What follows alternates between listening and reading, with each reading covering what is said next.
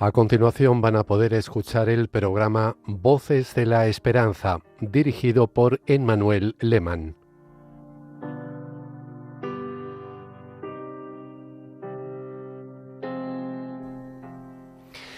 Buenas noches y, feliz año 2026 a vosotros que nos acompañáis de forma quincenal los sábados a las 11 de la noche, las 10 en las Islas Canarias, o a través de nuestro podcast. Bienvenidos a un nuevo programa de Voces de la Esperanza. Hablemos de adicciones. Un espacio que muchos ya lo sabéis, trata de aportar algo de luz a una enfermedad crónica que se caracteriza por la búsqueda y el uso compulsivo de una sustancia o de un comportamiento, a pesar de sus consecuencias muy dañinas. Que la adicción es una enfermedad y no una debilidad moral no es una opinión personal. La propia Organización Mundial de la Salud la reconoce como una enfermedad desde el año 1992, en su epígrafe de trastornos mentales y del comportamiento debidos al uso de sustancias psicoactivas. Más recientemente, en el 2019, la OMS también reconoció el trastorno por juego, incluyendo así el primer ejemplo de adicción comportamental. Esta misma organización estima que anualmente, fijaos, más de 3 millones de personas fallecen de forma directa o indirecta a causa del consumo de alcohol y drogas. Unos datos verdaderamente alarmantes. Desde aquí rezamos por la memoria de todas esas personas que fallecieron a causa de esta enfermedad y a sus familiares. Y vamos a dedicar el programa de hoy a quienes aún están a tiempo de no sucumbir de forma terminal a su condición. Porque os lanzo la pregunta: ¿no es la esperanza la esencia de la fe? ¿No es la esperanza la intuición de lo que no se ve? ¿La certeza de que algo mejor está por llegar?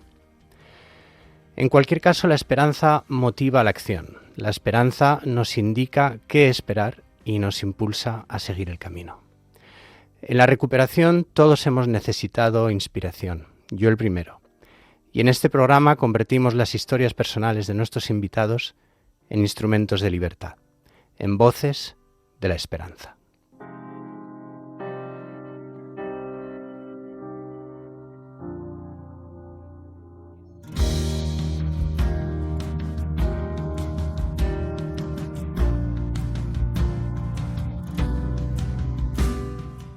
Si la recuperación es superación, la superación proviene del cambio, de la transformación, a través de un largo viaje hacia adentro.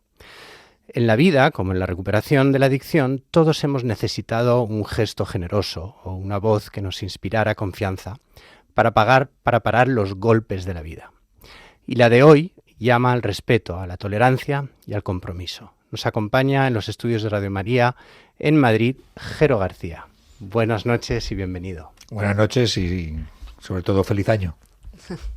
Muchísimas gracias. Es un privilegio contar contigo y de verdad que te lo quería agradecer. Jero García, para quienes no le conozcan, es exboxeador y campeón de España en varias disciplinas de contacto: boxeo, kickboxing y full contact. Pero es además un testimonio vivo de superación y disciplina. Tras una exitosa carrera deportiva, se convirtió en una figura en televisión como coach en Hermano Mayor, un docu-reality de intervención familiar y modificación de conducta en jóvenes conflictivos. Volcó su experiencia fundando la FIGHT, una fundación donde utiliza el boxeo y el esfuerzo como herramientas para prevenir la violencia y la exclusión social entre los jóvenes. La fundación además beca a jóvenes sin recursos o inmersos en situaciones complicadas. Y por si esto fuera poco, también enseña, puesto que es profesor de curso propio de prevención de las violencias para grados superiores de actividad física y deporte. ¿Lo he dicho bien? En la Universidad Francisco Vitoria, y ha formado a varios campeones de España y a un campeón de la Unión Europea. Con una vida dedicada a demostrar que la disciplina es la adicción positiva más fuerte, hoy nos acompaña para hablar de cómo encontrar la esperanza y el control cuando parece que no hay salida. Y además, algunos lo habréis adivinado, tengo enfrente mío a Andrea Bosque, nuestra experta en adicciones. Buenas noches, Andrea. Buenas noches, feliz año. Feliz año, me alegro mucho verte. pero también a vosotros. ¿De qué va hoy tu sección? Cuéntanos un poquito. Bueno, pues hoy en lo que gira alrededor, aprovechando que nos acompaña Jero García, quiero hablar del bullying, que bueno, es un término anglosajón que significa acoso escolar, y explorar una emoción muy ligada a ello, que es la ira. Bueno, y saludamos también a Natalia, que nos acompaña hoy en el control de sonido. Hola, Natalia.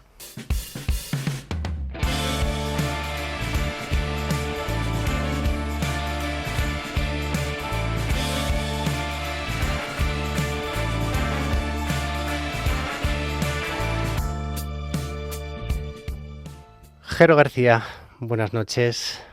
Como sabes, este es un programa que aborda la enfermedad de la adicción. Tú siempre has contado que te has criado en un entorno marginal, no muy lejos de aquí, por cierto, y en una época donde la heroína especialmente hacía estragos. Me gustaría pedirte, para empezar, que nos describieras un poquito el paisaje de tu infancia. Bueno, pues apocalíptico. ¿Por qué digo apocalíptico? Porque yo hacía mucho tiempo realmente que no lo recordaba.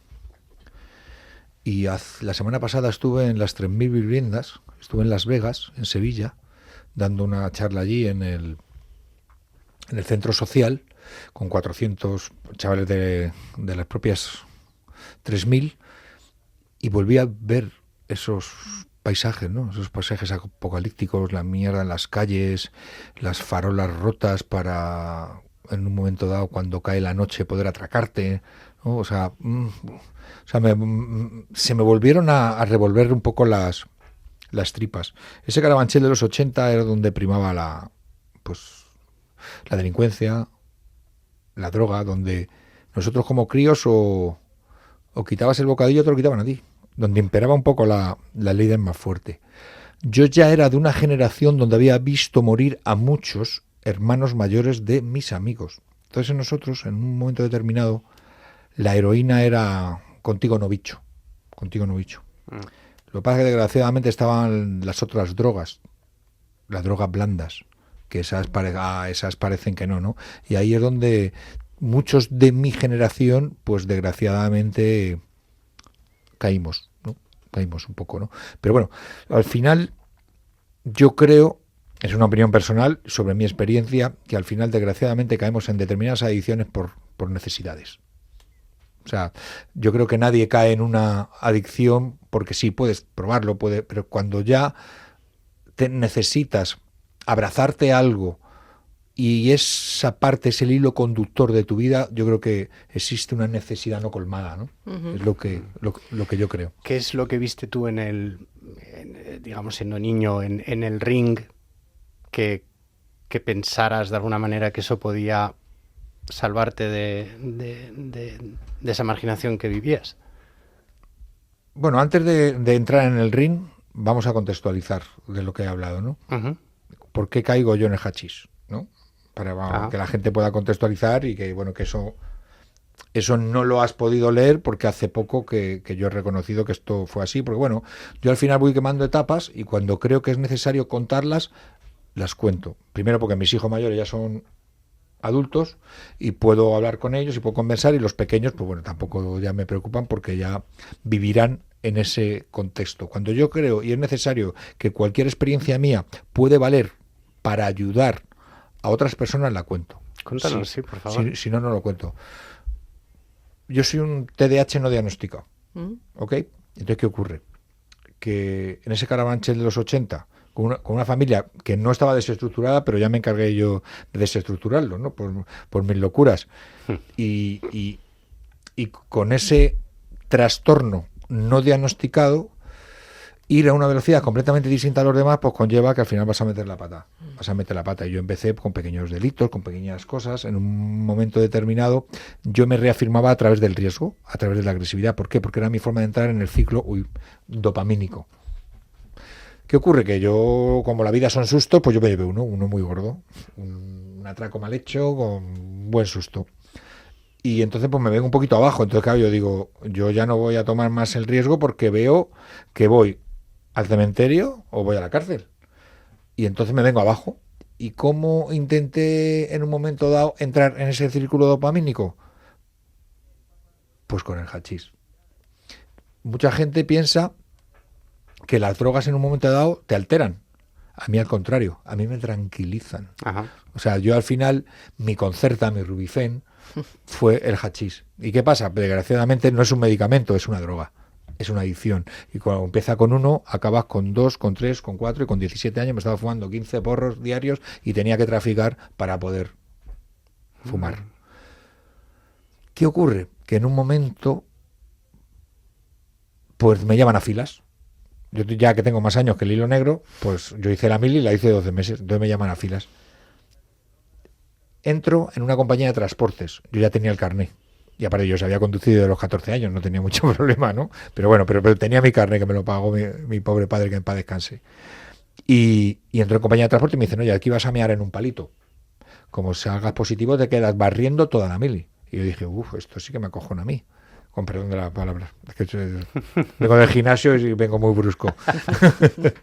Y dije, pues no voy a fumar ahora. Fumar tabaco, pero no voy a fumar. Y durante 2 meses, pues no fumo. A los 2 meses meo en el palito, doy negativo, pues fiesta, vamos a celebrarlo. Me vuelvo a drogar. Pero ya no me siento igual. Como que ha cambiado mi metabolismo. Y me empiezan a dar o brotes depresivos o brotes psicóticos violentos. Claro, pues yo al final no dejo de ser un tío impulsivo, hiperactivo. Entonces, si me daban depresivo, pues bueno, no pasaba nada. Lloraba en una esquina, pero cuando me daban los otros brotes era complicado. Y yo siempre he sido grande. Y entonces tuve un pequeño problema con un cabo primero. Quise decapitarlo. No pude, le reventé el coche, pero me denunciaron como agresión a un oficial y, lógicamente, me tocó estar en un calabozo. Violencia. Sí. Y ahí otra vez me vine abajo. Reflexionando, me di cuenta que en esos 18 años de mi vida, los únicos momentos en los cuales yo fui feliz fue cuando hice deporte, cuando hacía deporte. Entonces ahí dentro, en esas 4 paredes, juré y perjuré que cuando yo saliera de allí me iba a dedicar al deporte. Qué bonito. Aquí estoy. Te caes, pero te levantas. Y no te levantas para estar en pie, te levantas para seguir peleando, ¿no?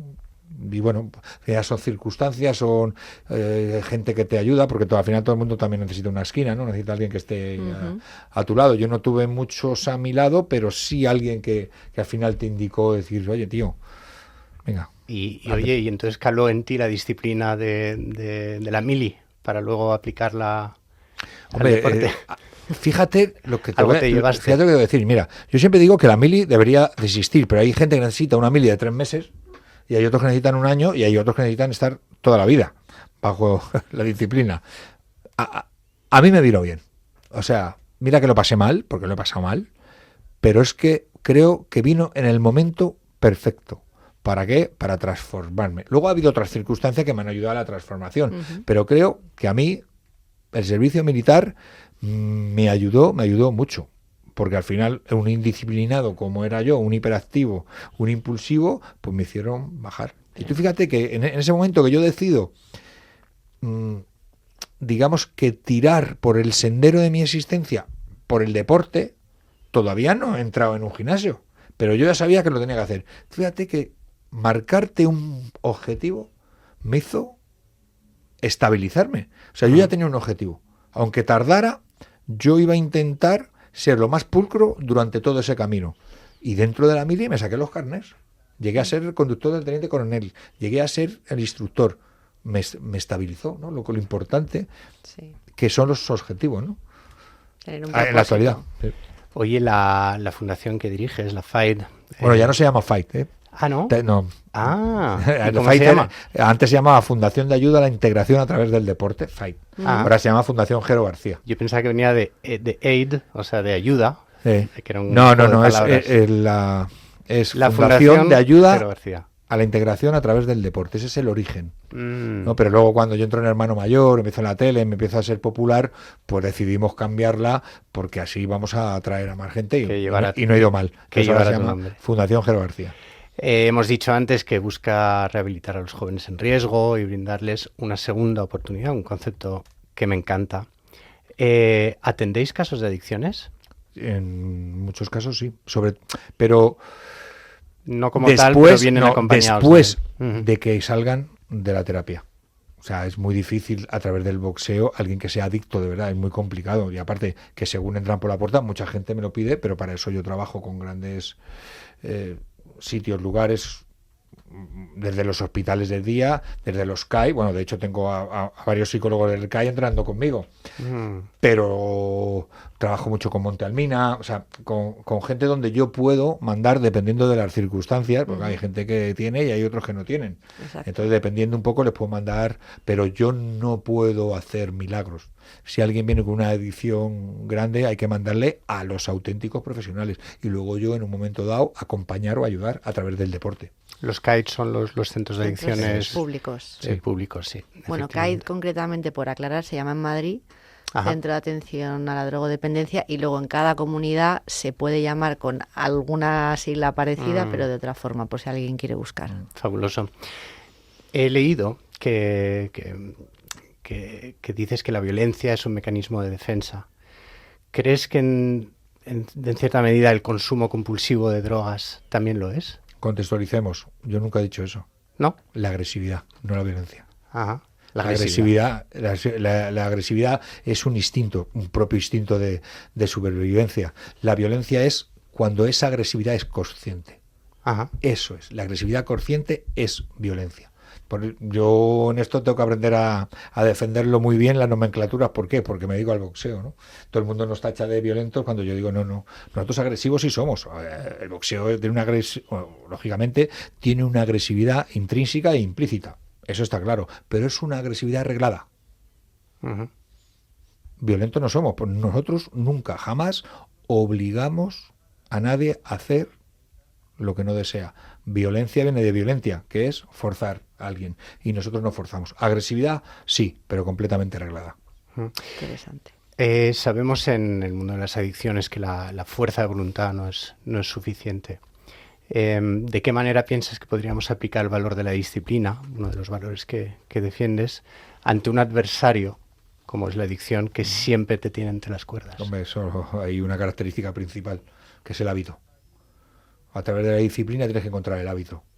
Y en este caso es el hábito de no consumir, no de tener otra salida para intentar evitar en ese mal hábito. Hay que crear otros hábitos saludables a través de la perseverancia, de la constancia y sobre todo y por encima de todas las cosas de la disciplina.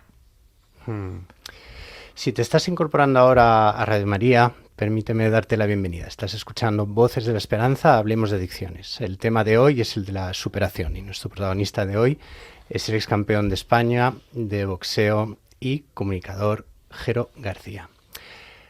Cuando un joven cruza las puertas de tus gimnasios, ¿cuál es el primer cambio, no físico, sino mental o emocional, que se busca generar en él? Bueno, yo creo que el deporte, en este caso el boxeo, que es el que conozco profundamente, te da 3 recompensas inmediatas, pero inmediatas. La primera, la física.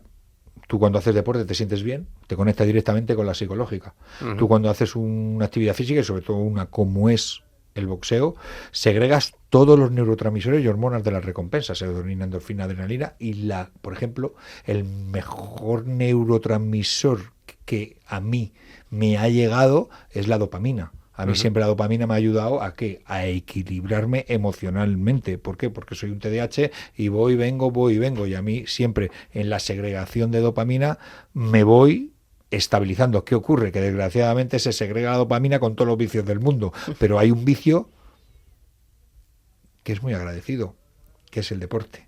Entonces, si juntamos la recompensa física con la psicológica, el aumento en una costelera me sale la mejor, que es la conductual. Los valores, los principios éticos que te aporta el deporte. En mi caso, cada uno, constancia, sacrificio, disciplina, motivación y sobre todo y por encima de todas las cosas, pertenencia a grupo, ¿no? La tribu, la familia, que es con lo que yo ayudo a todos estos chicos que vienen, que han sido acosados o han sufrido determinados peligros de exclusión social. Yo les doy una familia, les doy la tribu de Jero. Pues justo te iba a hablar de esto. Tú sabes que los grupos de ayuda mutua, como son Alcohólicos Anónimos o Narcóticos Anónimos, las confraternidades que llaman de 12 pasos, tienen esta frase de el yo también crea una conexión profunda, ¿no? Y es verdad que da la sensación que en tus gimnasios hay un poco ese refugio, un poco ese templo, esa nueva familia, ¿no? ¿Por qué crees que es tan importante el sentimiento de pertenencia para superar, en este caso, una adicción? Porque el ser humano tiende al vínculo. Es así, ni más ni menos. O sea, la gente... vamos a ver.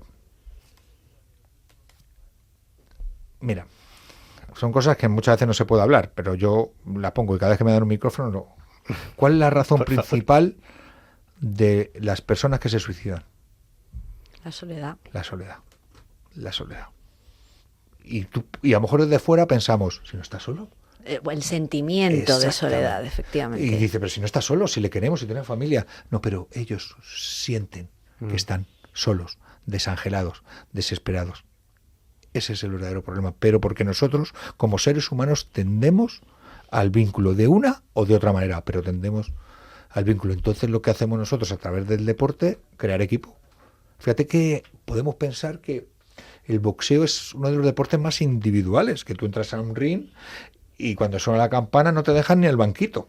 O sea, que estás tú solo, pero tú siempre necesitas una esquina. Tú necesitas un rincón que te cuide, que te proteja, que te dé una voz de aliento, que te dé una palmadita en la espalda, que te diga cuando estés muy cansado, hey, hermano, un asalto más. Y que esté ahí para protegerte, para cuidarte y tirar la toalla cuando tú no ves el peligro. ¿Y cómo trabajáis, por ejemplo, las recaídas o que vuestros jóvenes puedan a lo mejor sentirse de nuevo atraídos por sus viejos círculos o por los ambientes de antes? Esto solamente tiene un secreto. Pico y pala. Pico rayado. Ahí. El boxeo tiene una capacidad de enganche como el deporte. Yo hablo del boxeo siempre en primera persona porque al final es a lo que me dedico. He hecho otros deportes, por supuesto, y todos son maravillosos y todos tienen puertas y ventanas a la transformación, pero como el boxeo o como los deportes de contacto, creo sinceramente que hay pocos, ¿no? Igual que el boxeo me transformó a mí, y yo debería de vivir 3 vidas para agradecer a este deporte de las 16 cuerdas lo que ha hecho por mí.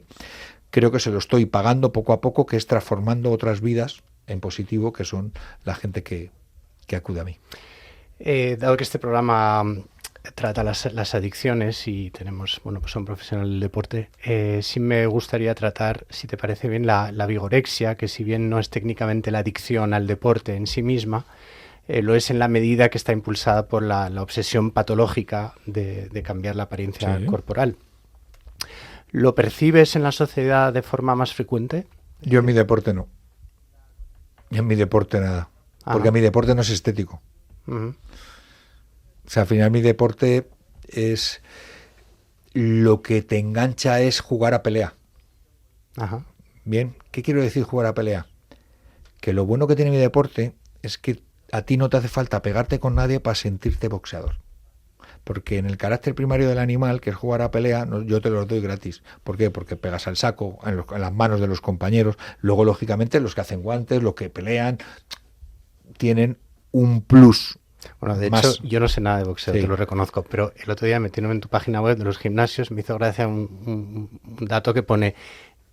¿qué necesitas? ¿Qué material necesitas? Si hay contacto tal, y si no hay contacto tal, que uno podría pensar que no, que habrá que darse guantes, ¿no? Yo tengo alumnos míos que llevan 10 años entrenando conmigo y no se han pegado nunca, jamás, pero están encantados y aparte que muchos me dicen, tío, me has salvado la vida. Digo, yo no salvo la vida, yo no soy ningún agente de cambio, no nos confundamos. Yo soy un acompañante del agente de cambio. Yo creo que en nuestro caso, el agente de cambio es un cúmulo de situaciones. Uno, para empezar, el más importante, que es un deporte que te engancha, independientemente del que sea. Segundo, un acompañante que no moleste. En este caso yo. Y tercero, y por encima de todas las cosas, las ganas de querer cambiar, ¿no? Y yo creo que eso también pasa en las adicciones. Sí. Efectivamente. Bueno, te diría que es lo más importante, claro, ¿no? Sí. Oye, y podemos tratar, no sé si sabes esto y si no también tenemos a nuestra experta Andrea, las que llamamos de hoy en día las drogas de gimnasio. A ver, el dopaje no es nada nuevo, ¿no? Pero el consumo de esteroides, hormonas y todo esto, ¿es algo que preocupe? En mi gimnasio no. Es que el boxeo es completamente distinto. Es que no hay estética. ¿Sabes? O sea, el problema cuando tú te tomas esteroides, ¿para qué? Para crecer, para ser más grande, para ser más fuerte. Nosotros lo que tendremos que inventar es que no nos apachurren la nariz. Nuestras preocupaciones son otras. Que a ver los haylos, por supuesto, no nos vamos a engañar, como en todos los sitios. Desgraciadamente hay vicios y hay hábitos que no son saludables. Pero en los gimnasios de boxeo y mi gimnasio se dedican única y exclusivamente a eso, es difícil que lo haya.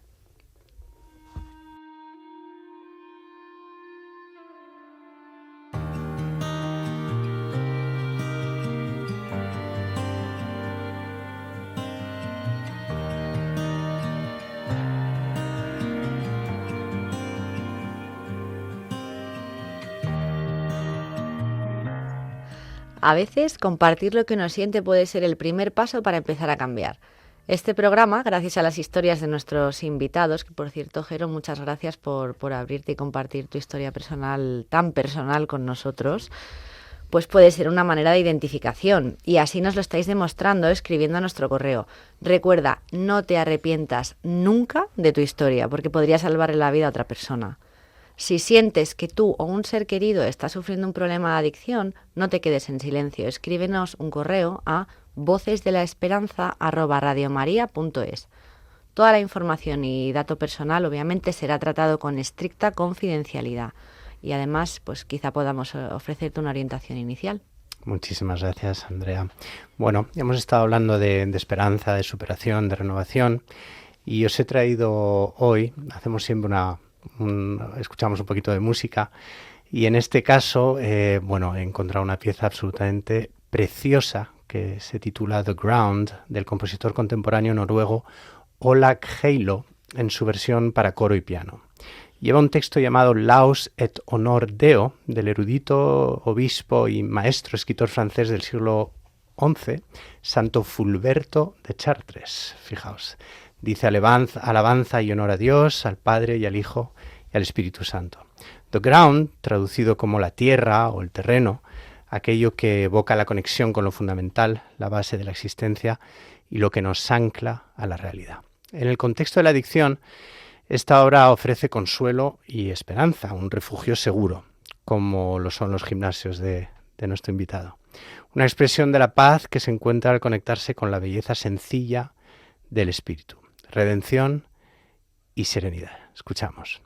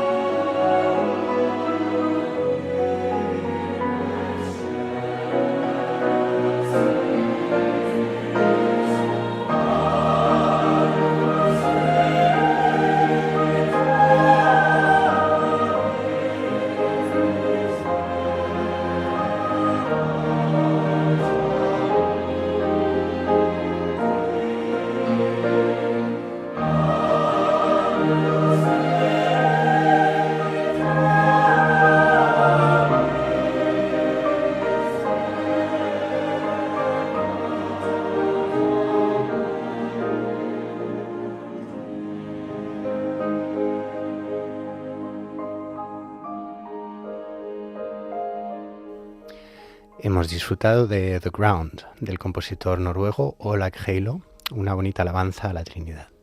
Si te gusta la música que ponemos en este programa, nos hemos preparado la lista oficial del programa en Spotify. Nos encontrarás escribiendo Voces de la Esperanza Playlist en el buscador de la aplicación. También me gustaría recordaros que Radio María se sostiene únicamente con donativos de sus oyentes. Si queremos que siga adelante y que podáis seguir escuchando programas como este, necesitamos la ayuda de todos. Vamos a escuchar unas palabras que nos lo recuerdan. ¡Feliz Año Nuevo! Es la expresión más repetida estos días. Nosotros también la decimos, pero la acompañamos con la oración, pidiendo a la Virgen que, como en Caná, nos obtenga de Jesús el vino bueno de la alegría que no se desgasta, sino que crece hasta llegar a la plenitud eterna. Y con la proclamación de las palabras de Cristo, mayor felicidad hay en dar que en recibir, que nos invitan a hacer feliz este año a los que nos rodean.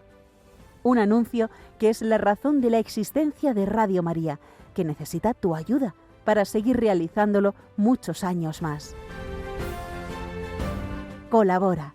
Puedes hacerlo sin moverte de casa con una simple llamada al 91 822 8010, a través de Bizum con el código 38048 o en nuestra página web www.radiomaria.es, en el apartado Donativos, donde verás los números de cuenta para realizar una transferencia o ingreso bancario.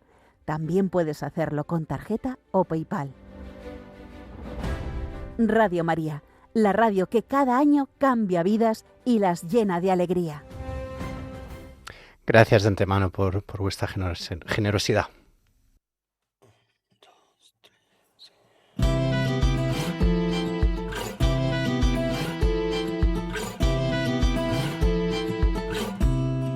Estás escuchando Voces de la Esperanza. Hablemos de adicciones aquí, en Radio María. Y ahora le toca a nuestra querida Andrea Bosque y su sección Lo que gira alrededor. Buenas noches. Bueno, pues como bien os avanzaba antes, hoy vamos a hablar de la ira, una emoción que en las historias de quienes han sufrido o ejercido bullying, el acoso escolar, siempre está presente. Y os quiero hablar de la ira como emoción, como conducta y sobre todo también como escape, ¿no? Y como colocón emocional. Quiero que veamos también ligado a esto el miedo, porque estas dos emociones, aunque puedan parecer opuestas en un inicio, funcionan de forma bastante parecida, ¿no? En el cerebro, y además tienen mucho que ver con el bullying y con la adicción también, pues porque producen química, alivio momentáneo y también pueden enganchar, ¿no? Vamos a contextualizar esto un poco. ¿Qué pasa en el cerebro cuando sentimos ira? Cuando una persona se llena de ira, el cerebro no solo siente, se coloca, ¿no? La amígdala, que es como una alarmita emocional primitiva que tenemos en el cerebro, pues detecta amenaza, injusticia, humillación o dolor. Y en milésimas de segundo activa una cascada neuroquímica, pues de adrenalina, ¿no? Que acelera el corazón, nos prepara para atacar o huir, de noradrenalina, que nos vuelve hipervigilantes, ¿no? Preparándonos para que todo nos parezca mucho más peligroso y así que no se nos escape nada. Y dopamina, que antes comentaba Jero, ¿no? También la dopamina, exactamente la misma que está involucrada en las adicciones. Y aquí viene lo más interesante para mí, ¿no? Que la ira produce un pico de dopamina tal que puede generarnos alivio, sensación de poder, de control, energía, y eso efectivamente pues también nos puede enganchar, porque no solo nos enganchamos a lo cómodo, sino también a dejar de sentir lo incómodo. La ira en este caso funciona como una droga, una droga emocional rápida, ¿no? Nos anestesia, nos distrae, nos sube y nos desconecta del dolor real que podía haber debajo. La mayoría de la gente piensa que la ira es una reacción hacia afuera, pero también puede ser un refugio hacia adentro muy importante, ¿no? Cuando estoy desbordado, humillado, con miedo, con vergüenza o con inseguridad, sentir ira es mucho más llevadero para mí que sentirme pequeño, herido o vulnerable. ¿Por qué? Pues porque la ira, además de posicionarme arriba, ¿no? Pues me permite no pensar, no conectar con lo que me duele y tampoco ver lo que me asusta. Por eso digo que la ira puede ser un mecanismo de evasión emocional, claramente, ¿no? Y como todo lo que me evade de la incomodidad puede convertirse en un patrón incluso compulsivo. Por esto hay personas que sin darse cuenta se enganchan a reaccionar con ira. ¿Y qué pasa con el miedo, ¿no? Que también lo mencioné antes. Pues el miedo funciona de forma muy parecida, cumple una función protectora de la vida, ¿no? Porque sin miedo nuestro sistema nos habríamos extinguido. Por eso mismo mueve tanta química, porque mi organismo necesita garantizar que mi cerebro se ha enterado de que hay un peligro cerca para nosotros. Y esta es la razón por la que es otra emoción que nos coloca químicamente, ¿no? Y de forma natural, muchísimo, porque activa muchas zonas del cerebro y lanza un cóctel también de adrenalina, cortisol y dopamina bastante alto. El miedo es además una emoción muy, muy, muy energética, muy intensa y también bastante adictiva. Aunque suene raro, ¿no? Porque parece que a nadie nos gusta sentir miedo, evidentemente, pero hay muchas personas que prefieren vivir en el miedo antes que quedarse quietas y sintiendo vacío o tristeza, porque el miedo al final pues te da algo que hacer, ¿no? Te activa y te distrae, que al final es lo que se busca, ¿no? con la evasión. También existe el caso contrario, la necesidad de evadir esta emoción. Ojo, porque quien vive con miedo constante, como por ejemplo pues muchos adolescentes que puedan sufrir acoso escolar, pues tiene el cerebro en alerta continua. Y cuando esto se mantiene en el tiempo de forma prolongada, aparece la necesidad de evadirlo. ¿Qué es lo que puede aparecer aquí? Pues la necesidad de evadirse con videojuegos, juegos de azar, porros, alcohol, comida, ¿no? No buscan pasárselo bien, lo que buscan es dejar de sentir lo que su cerebro ya no puede sostener por más tiempo, ¿no? Aquí, por ejemplo, cabría añadir que este vacío que puede dejar a lo mejor estas conductas cuando se quitan, pues lo puede suplir súper bien el deporte, por ejemplo, ¿no? Porque es lo que hablaba un poco antes, Jero, les das un para qué.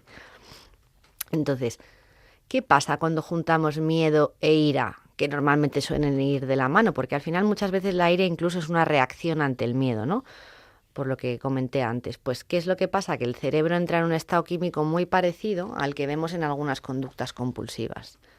Muchas personas se pueden enganchar a las emociones intensas exactamente igual que otras se enganchan al alcohol, a la cocaína o al juego, porque en el fondo el origen es el mismo, ¿no? Yo siempre digo, ¿desde dónde lo hago? Esa es la motivación, ¿no? Pues si lo que busco es apagar lo que me duele, sentir algo distinto y salir de mi realidad, no conectar con mi herida, pues al final es exactamente lo mismo. Con lo que la ira y el miedo funcionan como atajos emocionales. Son como cortocircuitillos del sistema emocional para no tener que enfrentarme a la angustia profunda que tenga en ese momento. Y aquí es donde lo enlazo con el bullying, ¿no? Que, bueno, ha sido un poco largo el preámbulo que os he hecho, pero me parecía interesante poder explicar mucho más enfocado la ira y el miedo para comprender esto mejor.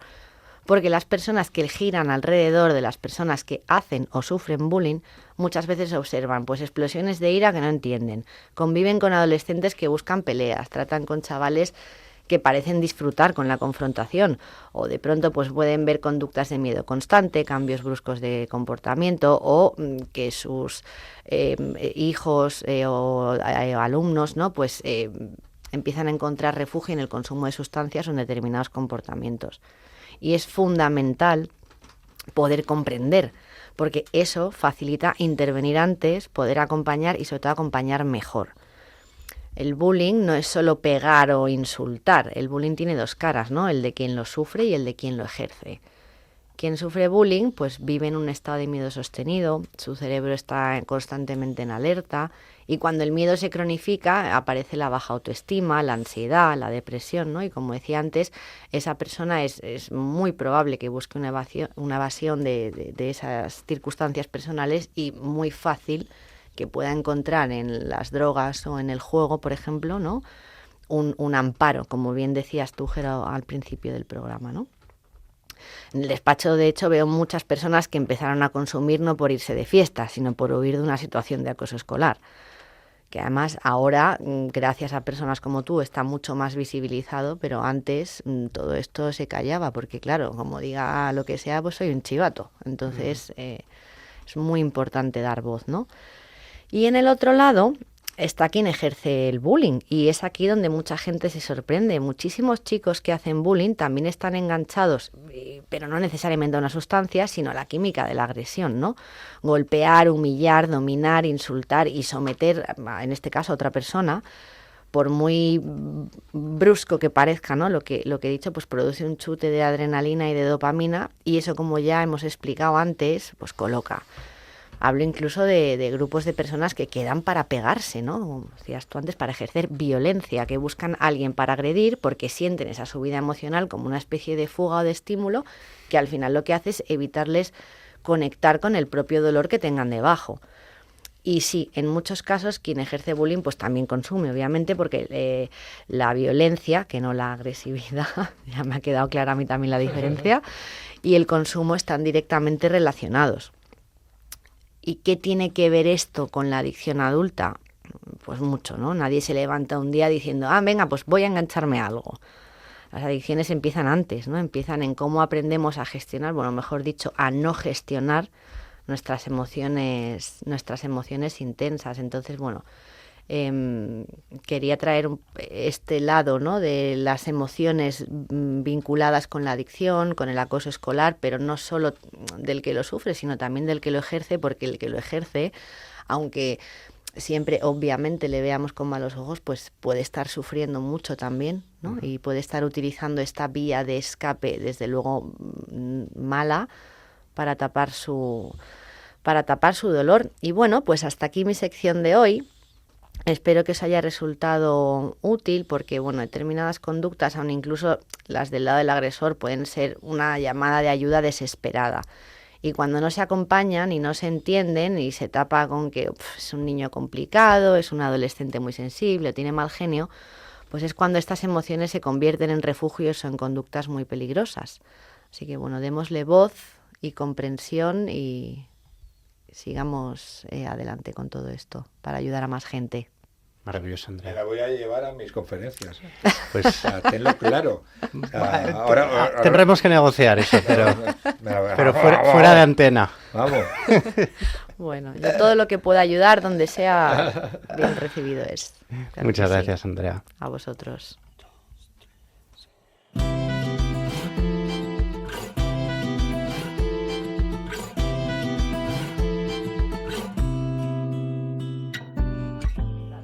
Estás escuchando Voces de la Esperanza, que hoy es la de Jero García, un campeón dentro y fuera del ring. Si te sientes identificado o quieres compartir tu historia con nosotros, no dudes en escribirnos a vocesdelaesperanza@radiomaria.es. Tu correo será tratado con absoluta confidencialidad. Jero, gracias por aguantar hasta el final del programa. Me gustaría hablar del muro del silencio, que a menudo representa la culpa, la vergüenza y el estigma. ¿Cómo se rompe, según tú, ese muro cuando hablamos de adicciones? Bueno, vamos a ver, al final, para mí, y es algo que abogo yo como frase de cabecera, es que el silencio es el mayor cómplice de cualquier tipo de, no solo de violencia, sino de cualquier tipo de adicción. Andrea lo ha explicado perfectamente, que lo importante de todo es verbalizar. Uh-huh. Culturalmente, nosotros en el caso del acoso escolar, que puede ser casualidad, pero yo soy punta de lanza contra el acoso escolar en este país por determinadas circunstancias que os contaré, pero tenemos que cambiar, tenemos que darle la vuelta, sobre todo desde el hogar, desde la familia, que nuestros hijos no piensen que el que notifica no es un chivato. El que notifica no es un chivato, al contrario, es un héroe. ¿Por qué? Porque puede salvar una vida. Ahora mismo hay casi 300.000 familias bajo la lacra infecta del acoso escolar en este país. 225.000 de niños acosados y 75.000 de niños acosadores. En el bullying no gana nadie. Todos son víctimas.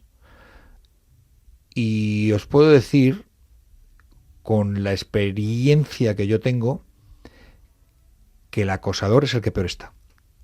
No lo disculpo, no lo defiendo, nunca jamás lo haré. Uh-huh.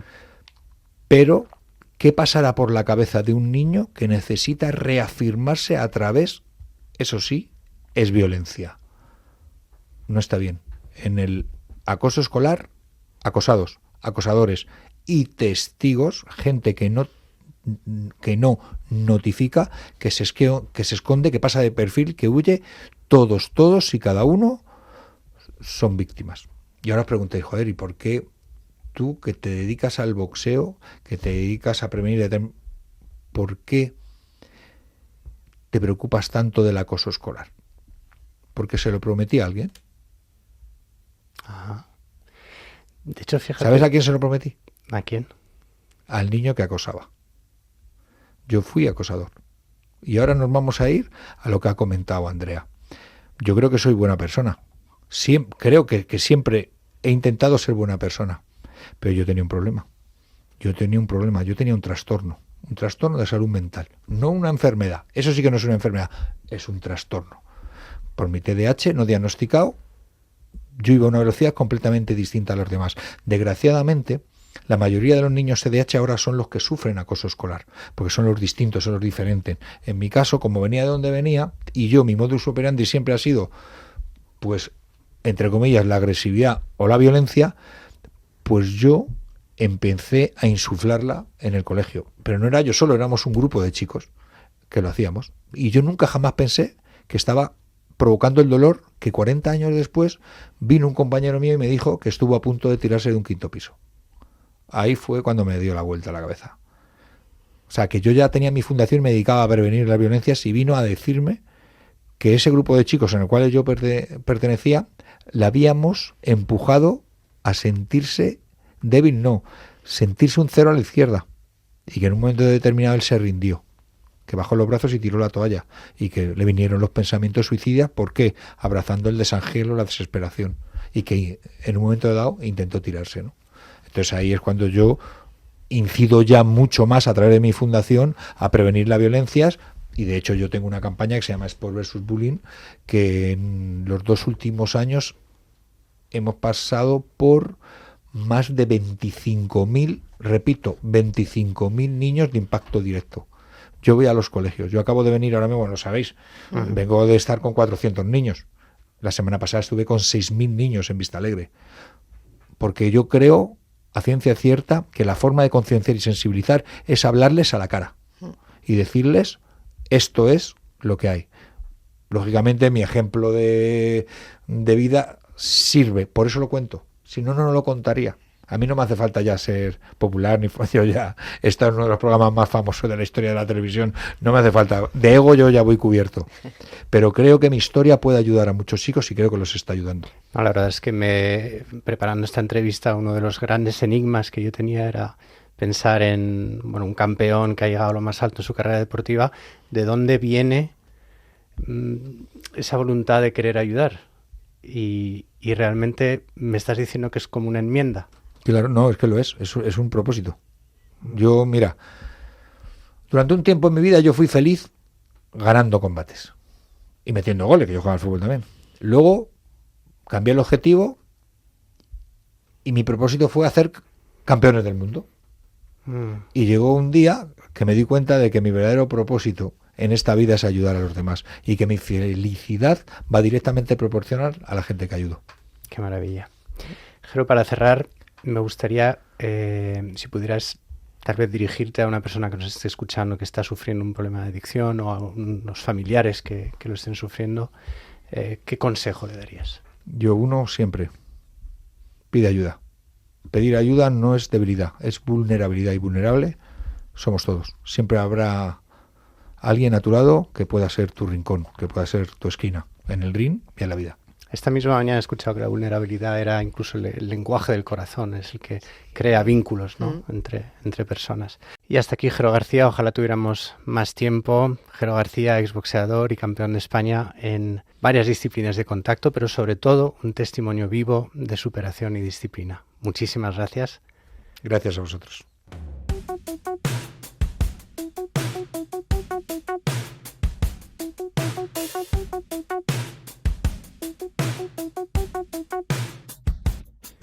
Hemos llegado a los últimos minutos. Como es costumbre en este programa, Andrea, me gustaría que nos contaras qué te llevas del programa de hoy. Pues que la comunicación, hablar, salva vidas. Wow, pues nos quedamos con esto.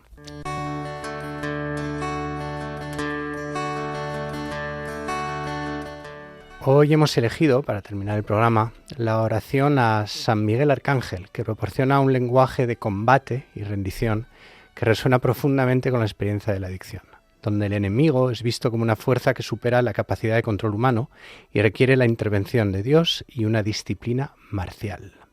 El origen de esta oración es un hecho extraordinario. Se cuenta que tras celebrar la Eucaristía en la Capilla Vaticana, el Papa León XIII se detuvo y tuvo una visión aterradora. Escuchó dos voces, una suave y dulce, la de Jesús, y otra áspera y cacofónica, la de Satanás, que hablaban sobre el poder destructivo que el demonio tendría sobre el mundo en el futuro. Tras esta visión, el Papa se retiró a sus aposentos y compuso esta oración como una defensa y un ruego de protección para la Iglesia universal contra el poder de Satanás.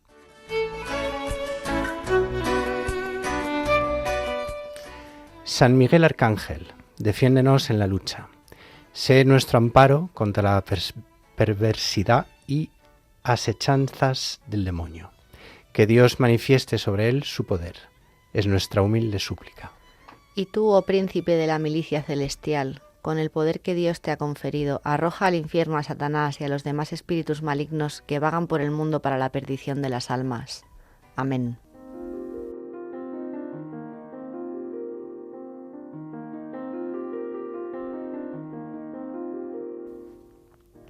Con esta declaración de fe nos despedimos por hoy.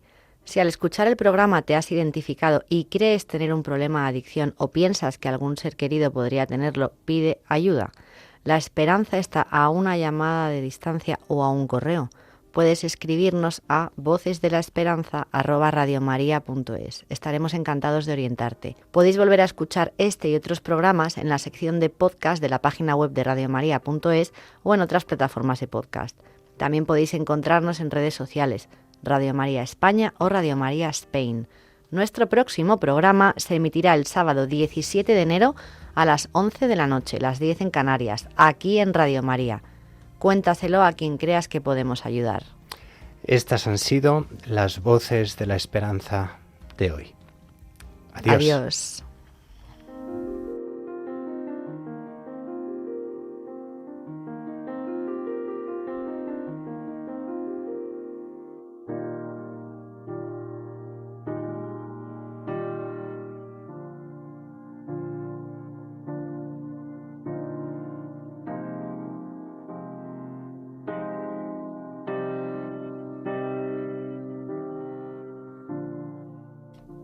Así termina Voces de la Esperanza, un programa que ha dirigido Emmanuel Lehmann.